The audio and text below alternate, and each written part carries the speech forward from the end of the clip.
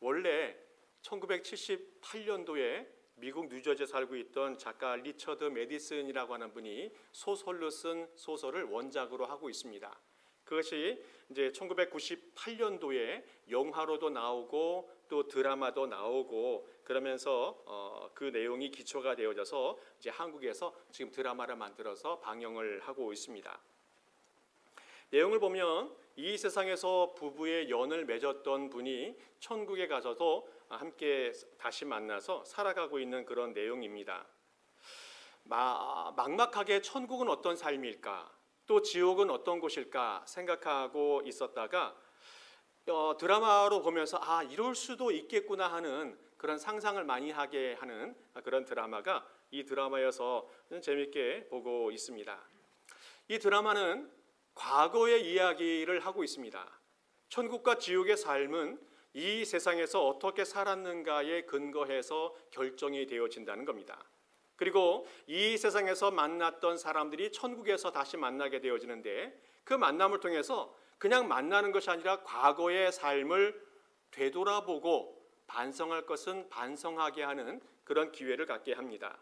그리고 이 세상에서 공덕을 쌓은 사람은 천국에 가서 도움을 많이 받게 되고 또 맛있는 것도 사 먹을 수 있는 그런 기회가 생기게 되어진다는 거예요. 또 이 드라마는 현재에 대한 이야기를 하고 있습니다. 천국에서도 질투도 있고 부부싸움도 있고 또 고부 갈등도 좀 있는 것 같아요. 또 생활고를 겪으면서 어려움을 겪기도 합니다. 또 이 드라마는 미래에 대한 이야기를 하고 있어요. 아직 경험하지 못한 미래이지만 그 미래에 대해서 오늘 경각심을 가지고 살아가게 하는 그런 드라마가 이 드라마가 아닌가 싶습니다. 이 드라마는 천국과 지옥에 대한 이야기를 하고 있는데 기독교적인 배경을 좀 갖고 있고 뿐만 아니라 불교, 다른 모든 종교들을 다 합쳐서 그 내용을 만들어가고 있어요. 자, 그런데 5회를 보면 거기는 지옥의 종류를 쭉 나열해 놓았습니다. 근데 그 지옥에서 어떠한 삶을 살았는지에 따라서 심판을 받게 되어지는데 살인한 사람, 사기친 사람, 간음한 사람, 입으로 거짓말한 사람들에 대해서 형벌을 주게 되는데 특별히 재미있는 것은 말로 거짓말을 해서 다른 사람을 속였던 사람에게는 이 혀를 갖다가 쭉 당겨가지고 이 혀를 자르는 그런 형벌을 주는 그런 내용을 보게 되어집니다. 이 보면서 믿거나 말거나예요. 믿거나 말거나. 그러나 잘 보고 판단해 보면 재미있을 것 같아요. 이 드라마를 보면서 제가 두 가지 유익한 것을 생각해 봤는데 하나는 천국과 지옥에 대해서 부정하던 사람이 내세를 인정할 수도 있겠다 하는 생각이 들었습니다. 이 세상이 끝이야 라고 생각했던 사람이 이후에 새로운 세상이 있다는 것을 알게 되면 좋겠습니다. 그리고 그 세상에서 복을 받든지 심판을 받든지 이 세상에서 어떻게 살았는지에 따라서 결정된다는 사실을 알고 경각심을 가지면 좋겠다 하는 생각이 들어집니다. 사람들은 내세에 대해서 궁금한 것을 가지고 있습니다. 죽으면 어떻게 될까? 또 어떤 세상이 있을까? 또 누구와 함께 살아갈까에 대해서 궁금하게 되어지는데 이 죽었다가 살아난 사람이 없다 보니까 이것을 가르쳐줄 사람이 없었습니다. 당연히 궁금하게 되어지죠. 자, 그런데 오늘 성경에서 예수님께서 천국에 대한 이야기를 하고 계십니다. 천국에 대한 이야기. 그러면서 예수님이 세 가지 비유로 천국에 대한 답을 허락해 주시는데 먼저는 혼인잔치에는 금식할 수 없다는 이야기, 또 생배 조각은 낡은 옷에 기워지면 안 된다는 이야기, 또 새 포도주는 헌 가죽 부대에 넣으면 안 된다는 이야기를 하고 있습니다. 예수님께서 천국에 대한 이야기를 하고 있는데 모두 다 비유로 이야기하고 있어요. 비유로. 왜 비유로만 이야기하고 있을까? 먼저는 아무도 경험해보지 못했기 때문에 알 수가 없어서 쉽게 이해할 수 있도록 비유로 설명을 해주고 있습니다. 아무도 경험해보지 못했습니까? 그래서 비유로밖에 설명을 할 수가 없다는 거예요. 또 하나는 천국에 대해서 몰라야 될 사람은 알지 못하도록 주님께서 비유로 말씀하고 있다는 거예요. 마태복음 13장 말씀을 보게 되어지면 11절 13절에 이렇게 말씀하고 있습니다. 제가 11절 읽고 여러분 13절 읽으면 좋겠습니다. 대답하여 이르되 천국의 비밀을 아는 것이 너희에게는 허락되었으나 그들에게는 아니 되었나니.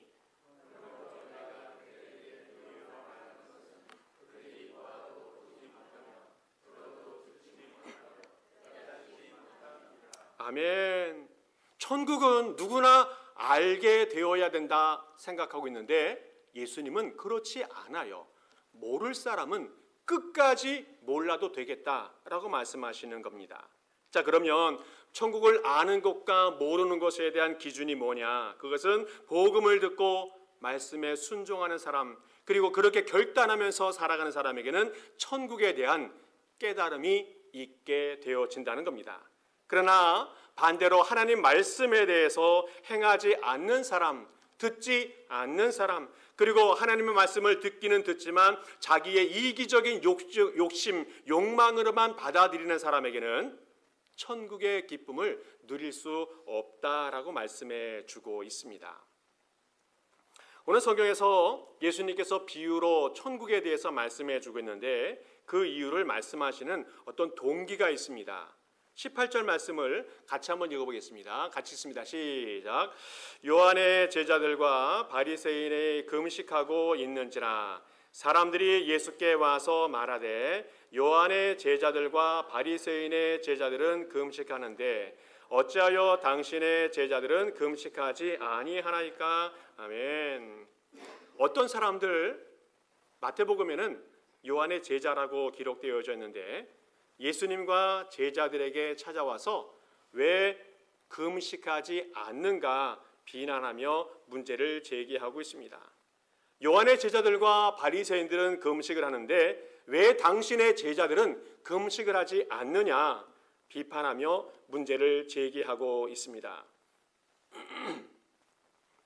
유대인들에게는 이 금식이 굉장히 중요합니다. 금식은 하나님 앞에 겸손의 표현입니다. 또 하나님 앞에 하나님을 의지한다고 하는 어떤 신앙의 표현이 금식입니다. 특별히 죄를 지었을 때에 죄에 대해서 철저하게 회개하는 의미로 금식을 하게 되어진다는 겁니다. 이렇게 금식을 하면 하나님께서 용서하신다는 그런 믿음이 있어서 그들은 금식을 했습니다. 그러다 보니까 유대인들에게 금식은 굉장히 중요했습니다. 특별히 완전한 의를 추구하고 있는 이 바리새인들에게는 그 금식이 더 중요했는데 일주일에 2번씩 금식을 꼭 하였습니다. 그리고 그것이 규정이 되어져서 나중에는 아주 법으로 정해놓고 바리새인들은 금식을 하게 되어졌다는 겁니다. 바리새인들은 원래 성전에서 제사를 집행하는 사람들이 아니기 때문에 제사장이나 레위인들이 아닌 어떤 평신도들입니다. 그래서 그들에게는 레위법에서 지정해 놓은 제사장들이 또 레위인들이 성결하게 또 의롭게 살아가야 될 어떤 경건의 삶을 규정해 놓은 것에 저촉되지 않습니다. 자, 그런데 바리새인들은 이 레위인들과 제사장들보다도 더 높은 의롭고 정결함을 추구하는 그런 사람이 되다 보니까 금식을 더 많이 하면서 중요하게 여겼습니다. 뿐만 아니라 세례 요한의 제자들도 마찬가지로 금식을 철저하게 지키면서 중요하게 여겼습니다. 세례 요한은 종말에 하나님의 심판이 임하게 될 것인데 그때가 오기 전에 회개하고 거룩하게 순결하게 삶이 되어져야 된다 가르침을 주고 있습니다. 그러면서 낙타 가죽 옷을 입고 또 메뚜기와 석청을 먹으면서 금욕적인 생활을 하면서 금식을 하면서 생활을 하고 있었어요. 자, 그런데 우리 예수님은 어떻습니까?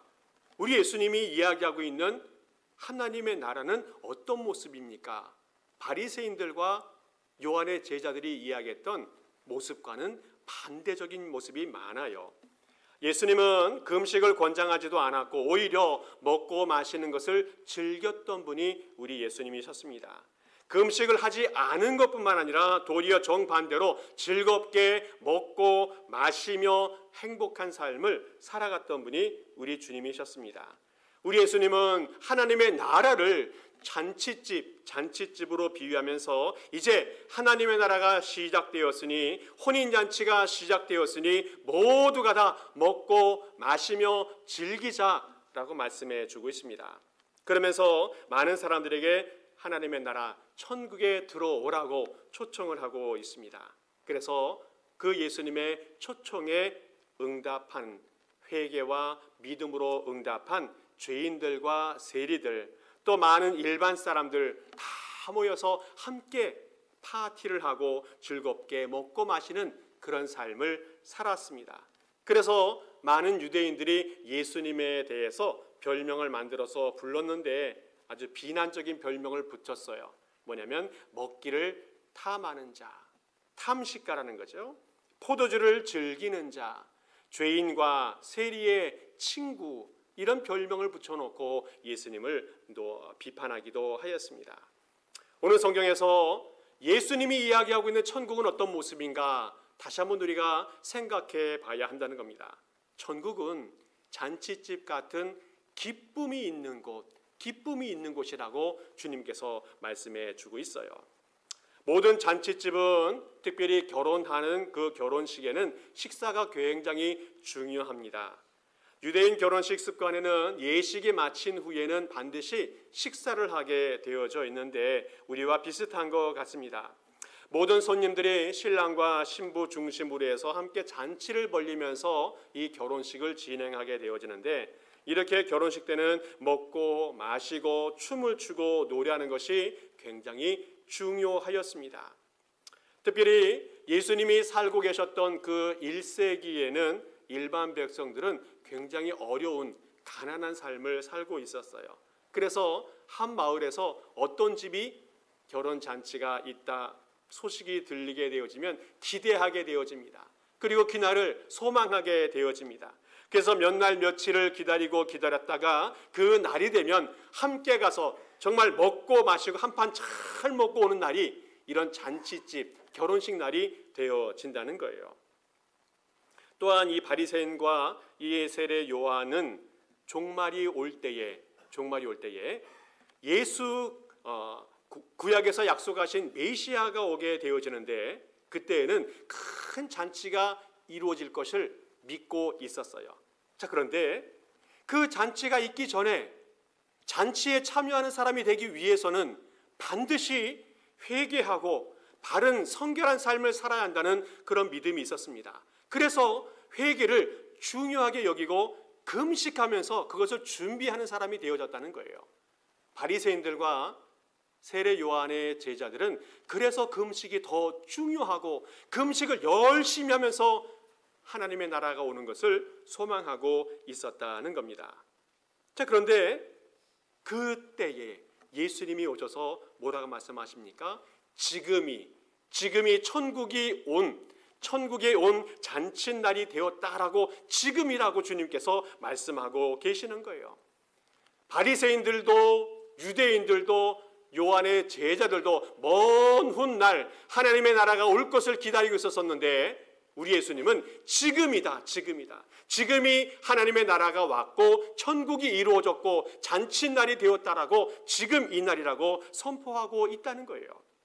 마가복음 1장 15절 말씀에 이렇게 말씀하고 있습니다. 때가 찼고 하나님의 나라가 가까이 왔으니 회개하고 복음을 믿으라. 때가 찼다. 메시아가 오셨다. 이제는 하나님의 나라가 시작이 되었다 말씀해 주고 있습니다. 구약에 예언되었던 메시아, 그 메시아가 지금 왔고 이제는 하나님의 나라가 시작되었다 말씀해 주고 있어요. 구약에서 예고되었던 그 메시아 예수 그리스도께서 오셔서 이제는 구원의 약속이 실현되었다는 것을 선포해 주고 있습니다. 그래서 이제는 예수님과 함께 기쁨으로 천국에 들어가게 되어진다 말씀해 주고 있습니다. 오늘 말씀을 통해서 우리가 생각해 볼 것은 뭐냐면, 우리 성도들의 삶은 어떤가 생각해 봅니다. 예수께서 십자가에 못 박히는 그런 안타까운 순간에는 우리가 금식할 수 있습니다. 그러나 그 다음에 예수께서 부활하시고 만유의 주가 되어서 높이 들리시고 천국의 주인이 되어 주셔서 천국에 우리를 맞이하고 계실 때에 우리 모든 성도들은 구원의 능력과 구원의 은혜를 체험하고 이제는 기뻐하는 삶을 살아가야 한다는 겁니다. 우리 성도들 중에서 혹시 다른 이웃들보다 더 기뻐하며 더 즐거운 삶을 살아가고 있는지 내 자신을 한번 돌아볼 수 있길 바랍니다. 혹시 내 모습이 우리 주변의 사람들보다 더 안절부절하고 불안하고 답답해하면서 살아가고 있지는 않는지 내 자신을 돌아볼 수 있길 바랍니다. 내 모습이 혹시 후자의 모습이라면 이것은 신앙인으로서 부족한 모습이라는 것을 말씀합니다. 우리 가운데 안절부절하고 문제 때문에 어려움 때문에 불안하고 답답한 삶을 살아간다면 우리의 신앙과 우리의 삶을 다시 한번 깊이 반성해보는 그런 삶이 되어져야 한다는 거예요. 우리 성도들은 신앙적인 삶 속에서 정말 중요한 것이 기쁨이라는 겁니다. 기쁨. 우리 성도들의 기쁨은 예수 그리스도로 말미암아 얻어지는 구원의 기쁨이라는 겁니다. 예수께서 우리에게 허락하신 천국의 기쁨, 구원의 기쁨, 이것이 우리에게 있다는 거예요. 구원의 기쁨은 성도들의 삶 속에서 정말 중요한 신앙의 요소라는 겁니다. 그래서 성경에서는 고난 가운데 있을지라도 주 안에서 항상 기뻐하라 말씀해 주고 있습니다. 항상 기뻐하라, 그 말씀은 좋을 때만 기뻐하는 것이 아니라 고난이 있어도 불안이 있어도 어려움이 있어도 낙심이 있어도 좌절이 있어도 그래도 주 안에서 기뻐하라는 그런 말씀을 해주고 있다는 거예요. 왜 그렇습니까? 이미 천국의 백성이 되었기 때문에 우리는 기뻐할 수 있다는 겁니다. 우리 사랑하는 성도 여러분, 주 안에서 기뻐하는 모든 성도 될 수 있기를 간절히 축복합니다. 또 하나 주님께서 우리에게 말씀하시는 천국의 모습은 예수님과 함께 시작되는 곳이 천국이다 말씀해 주고 있습니다. 19절 말씀 우리 같이 한번 읽어보겠습니다. 시작. 예수께서 그들에게 이르시되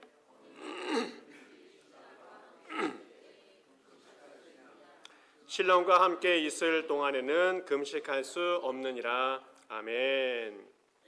오늘 성경에서 예수님 자신이 천국 잔치의 주인공인 신랑이라고 말씀해 주고 있어요. 신랑이 그 잔치집에 도착했을 때 이제 잔치가 시작되는 것처럼 예수 그리스도께서 이 땅에 오셔서 천국을 선포하시면서 천국이 시작이 되어지고 구원이 시작되어진다는 것을 오늘 말씀해 주고 있습니다. 예수님이 천국의 시작이다, 구원의 시작이다 말씀해 주고 있습니다. 자, 그런데 성경에서는 천국의 시작을 예수님이 구체적으로 표현해 주고 있는데 바로 그것이 죄를 사하는, 죄를 사해 주는 그것에서 천국이 시작이 되어진다 말씀하고 있습니다. 마가복음 2장 10절 말씀에 이렇게 말하고 있어요. 그러나 인자가 땅에서 죄를 사하는 권세가 있는 줄을 너희로 알게 하려 하노라 하시고 중풍병자에게 말씀하시되, 중풍병자에게 인자가 이 땅에서 죄를 사하는 권세가 있다라고 하는 것을 말씀하신 후에 직접 죄 사함의 은혜를 선포해 주셨습니다. 2장 15절에 이렇게 말씀합니다. 우리 같이 한번 읽어보겠습니다. 시작. 예수께서 그들의 믿음을 보시고 중풍병자에게 이르시되 작은 자야 내 죄 사함을 받았느니라 하시니 아멘. 우리 주님께서 죄 사함의 권세가 있으신데 직접 선포해 주시면서 죄를 용서해 주셨습니다. 그러면서 구원을 약속해 주셨습니다. 그리고 천국의 은혜를 허락해 주셨습니다. 죄 사함을 받았다는 것은 구원을 받았다는 것이고, 구원을 받았다는 것은 천국의 백성이 되었다는 것을 오늘 말씀해 주고 있습니다. 삭개오가 예수님 만나 회개하였을 때에 예수님께서 말씀하십니다. 오늘 이 집에 하나님의 구원이 임하였다. 예수님을 만나 예수님과 교제하면서 예수님의 구원을 받아들일 때에 이 집에 하나님의 구원이 임하였다 말씀하고 있습니다.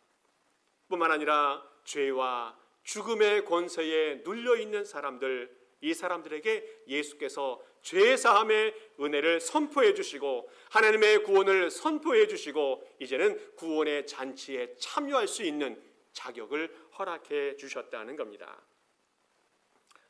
20절에서는 안타깝게도 신랑을 빼앗길 날에는 금식할 수 있다라고 말하고 있어요.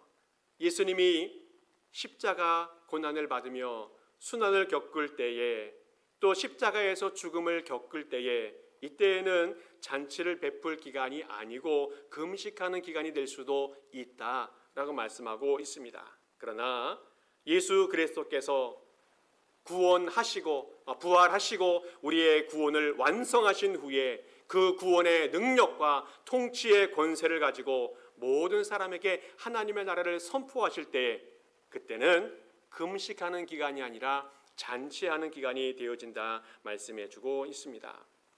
오늘 주님의 선포는 정말 엄청난 선포입니다.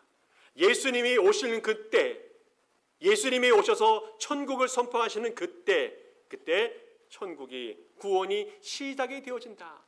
예수님과 함께하는 것이 천국의 시작이고 구원의 역사가 시작이 되어진다 말씀하고 있습니다. 예수님께서 천국의 주인이시고 천국이 시작되어지는 것은 예수님과 함께할 때에 천국이 시작되어진다 말씀해 주고 있습니다.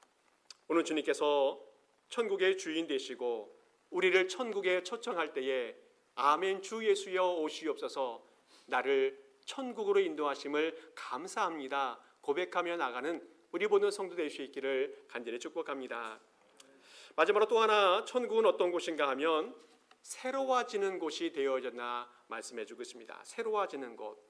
21절에 이렇게 말씀하고 있어요. 우리 같이 한번 읽어보겠습니다. 시작.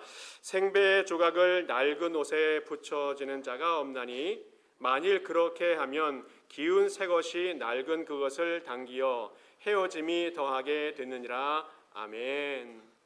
이 생배 조각의 비유를 말씀하고 있는데 생배 조각은 신축성이 많아서 늘어났다 줄어들었다 잘한답니다.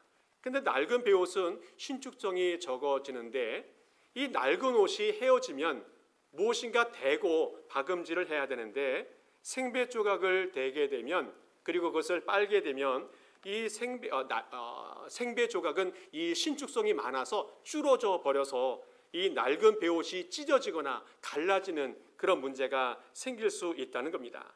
그래서 생배 조각을 낡은 옷에 붙이지 않는다는 말씀을 해주고 있어요.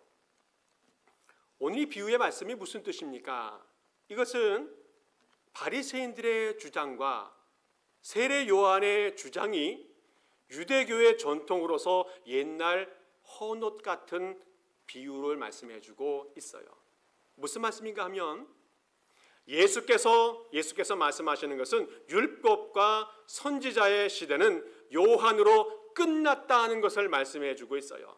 이제는 예수님과 함께 새로운 시대가 시작이 되었다는 것을 오늘 비유로 말씀해주고 있습니다.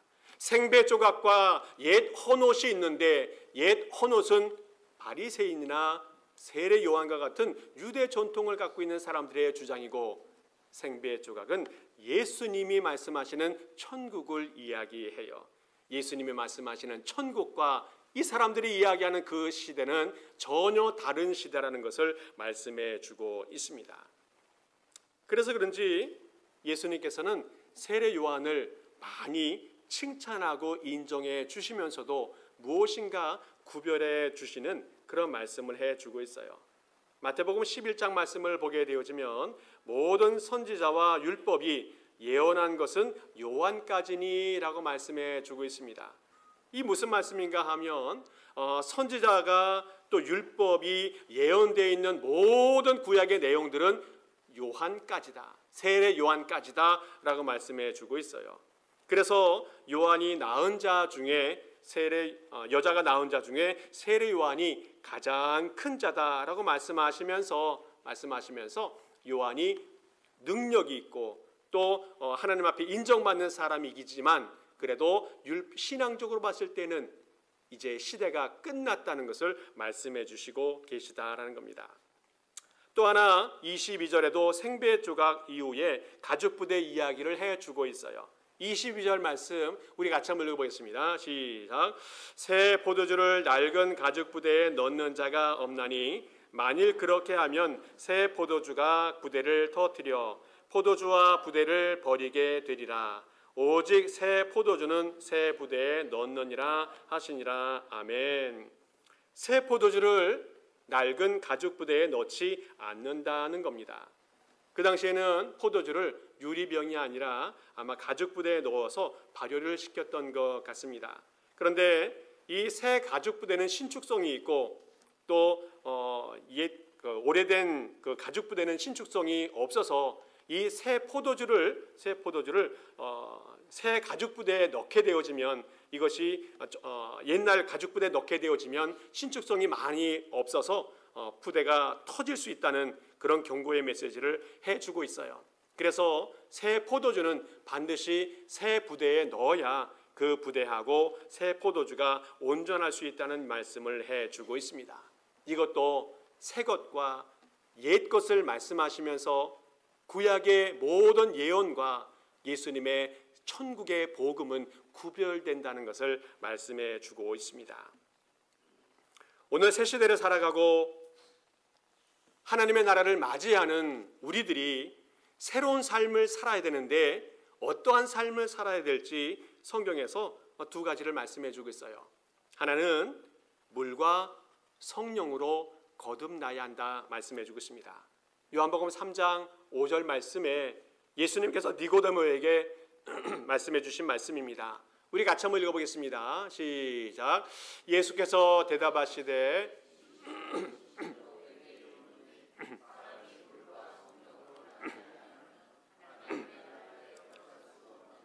아멘. 예수님께서 니고데모에게 천국에 대해서 말씀하시면서 새로운 삶을 살아야 된다. 어떻게 살아가는가 하면 물로 세례를 받아야 하고 성령으로 세례를 받아야 한다 말씀해 주고 있습니다. 천국의 시민은 물과 성령으로 세례를 받아 거듭나는 사람이 되어야 한다 말씀해 주고 있어요. 또 하나 주님께서 신령과 진정으로 예배해 드려야 한다는 말씀을 요한복음 4장에 하고 있습니다. 우리 다음 절 말씀 우리 같이 한번 읽어보겠습니다. 시작. 하나님 아버지께 참으로 예배하는 자들은 영과 진리로 예배할 때가 오나니 곧 이때라. 아버지께서는 자기에게 이렇게 예배하는 자들을 찾으시느니라. 하나님은 영이시니 예배하는 자가 영과 진리로 예배할지니라. 아멘. 새로운 삶을 살아가는 천국의 시민은 어떤 사람인가 하면 예배하는 삶이 되어야 한다는 겁니다. 어디서 예배해야 되느냐, 어떻게 예배하느냐 이것이 중요한 것이 아니라 성령과 진리로 예배하는 사람, 그 사람이 천국의 시민이라고 말씀해 주고 있습니다. 주님께서 말씀하신 대로 우리 모든 성도님들은 천국의 시민인 줄을 믿습니다. 그러면 이제는 물과 성령으로 거듭나야 하고 이제는 성령과 진리로 예배하는 사람이 되어져야 한다는 겁니다. 말씀을 정리합니다. 주일 아침마다 제 방에 앉아 있으면 밖이 얼마나 시끄러운지 몰라요. 오랜만에 만나서 반갑게 악수도 하는 것 같고 깔깔거리면서 웃기도 하고 반갑게 인사도 하고 일주일 만에 만났는데 어제 만난 것처럼 정말 반갑게 인사하고 정말 시끄럽게 인사하고 떠들고 웃고 거리는 거 보면서 너무너무 감사했습니다. 우리 교회가 천국과 같은 그런 교회 같다는 기분이 들었습니다. 우리 주님께서 말씀하시는 것처럼 우리 교회는 천국과 같은 기쁨이 있는 교회가 되기를 간절히 축복합니다. 그리고 우리 교회는 예수님과 함께 예수님이 중심이 되어지는 그런 신앙이 되어지는 우리 교회가 될 수 있기를 간절히 축복합니다. 그리고 우리 모든 성도님들이 물과 성령으로 거듭나 정말 천국의 시민이 되는 그런 축복이 있을 수 있기를 바랍니다. 그리고 시간마다 예배 드릴 때에 성령과 진리로 예배 드리는 거룩한 성도들이 될 수 있기를 간절히 축복합니다. 그래서 우리 교회가 정말 주님이 기뻐하시는 천국과 같은 기쁨과 감사가 은혜가 넘치는 복된 교회 될 수 있기를 간절히 축복합니다. 함께 기도하겠습니다. 아버지 하나님 감사합니다. 예수님의 십자가 은혜로 구원을 받아 우리 모든 성도님들 천국의 백성이 되게 하심을 감사를 드립니다. 이제는 천국의 백성으로서 기쁨으로 살아가게 하여 주시옵소서. 예수님과 함께 살아가게 하여 주시옵소서.